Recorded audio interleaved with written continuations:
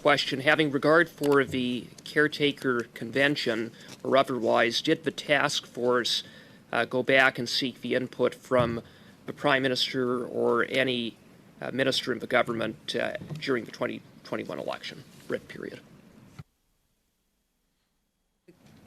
Thank you very much for that question. I can take that one. The site task force, as I indicated in my opening remarks, was responsible for writing briefings, and I outlined the 3 sets of briefings that we were responsible for doing.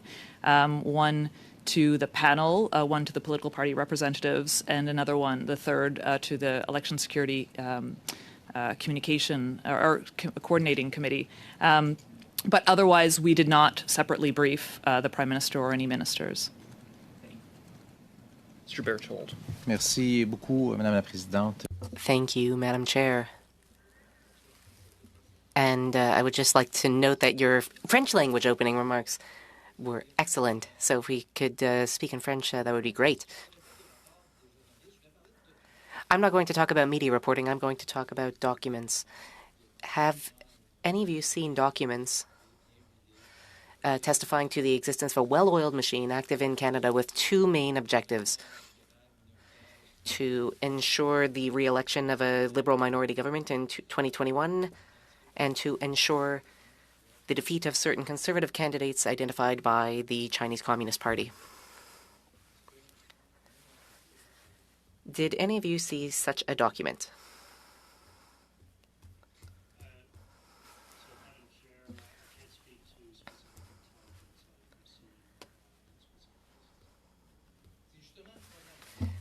Well, that's the problem.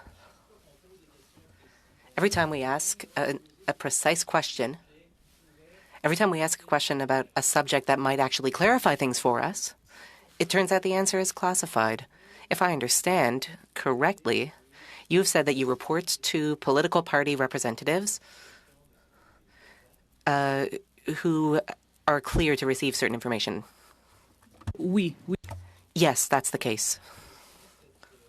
So when they're cleared, when you're cleared, you can't share information you gain through those sessions. Yes, that's correct.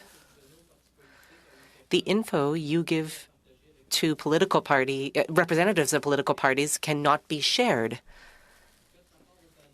So the only open door is the panel. You report to the panel.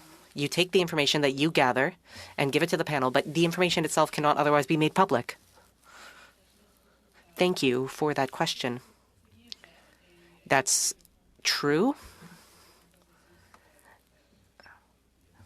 And I understand that this could be a frustrating process. Answer to that, we do try very hard to, all of us who have been talking about foreign interference for a good amount of time in the public, we try to be as transparent as possible. But Mais vous pouvez pas l'être, Madame. But you can't be transparent. I'm sorry to cut you off. You want to be transparent, but you can't be transparent. Yeah, and that's what's so frustrating for political parties. We know that the information is out there, but it can't be shared.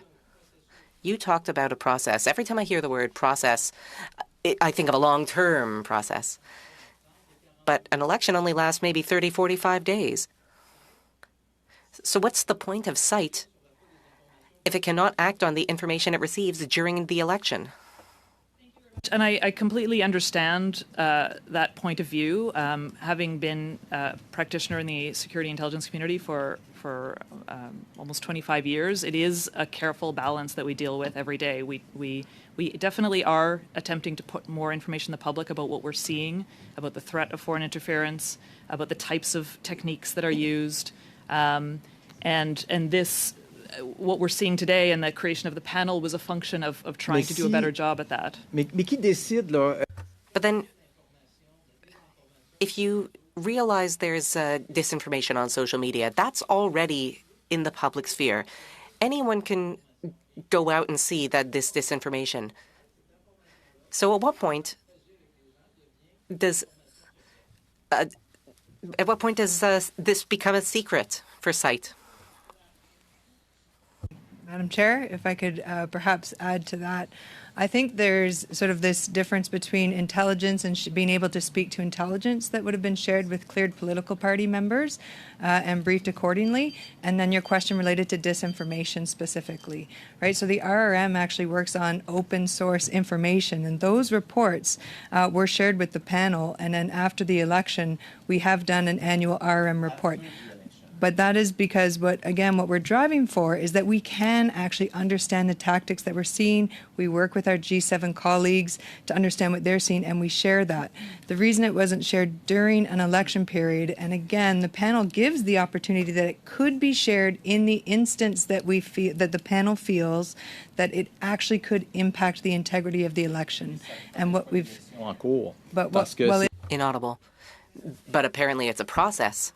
that is what the panel and the protocol is about, is to actually protect the elections at the time and for the last two elections based on the information that was shared with the panel. At no time did it reach a threshold that it... Not your threshold. Okay.